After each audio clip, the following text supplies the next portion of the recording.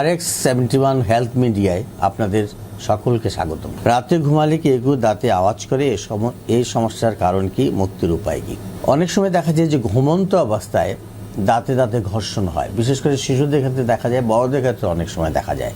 এটাকে সায়েন্টিফিক বা মেডিকেল ভাষায় বলা হয় ব্রক্সিজম। এই ব্রক্সিজমের কারণটা হচ্ছে যে যখন আমাদের দেহের কোনো অস্বাভাবিক অবস্থা থাকে, অর্থাৎ আমরা যখন ঘুমাই তখন সেই অস্বাভাবিক প্রক্রিয়াগুলো সতেজ হয় এবং সক্রিয় হয়।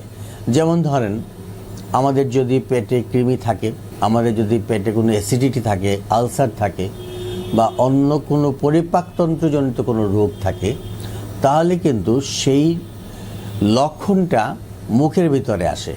তখন মুখের যে মাসেলগুলো সেগুলো একটা রিফ্লেক্স হয় এবং সেই অস্বস্তিকর অবস্থাটা প্রকাশ করার জন্য দাঁতে দাঁতে ঘর্ষণ হয়। অর্থাৎ সেই অস্বস্তিকর অবস্থার প্রকাশ করার জন্য তখন দাঁত কিড়মির করে। এই যে দাঁত কিড়মির করা হয়, তাতে যে শব্দটা হয় সেটাই হচ্ছে ব্রক্সিজম। এই অবস্থায় রোগী আমাদের চেম্বারে আসলে আবার প্রাথমিক অবস্থায় আমরা দেখি যে তার জ যেটা উপর এবং নিচের পাটিটা সঠিক অবস্থানে আছে কিনা, ঘুমোতে গেলে সেই অবস্থানটা কোনো পরিবর্তন হয় কিনা।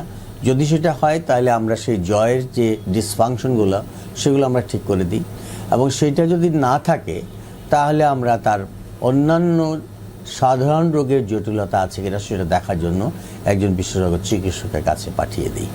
সুস্থ থাকুন, ভালো থাকুন, RX-71 এর সাথেই থাকুন।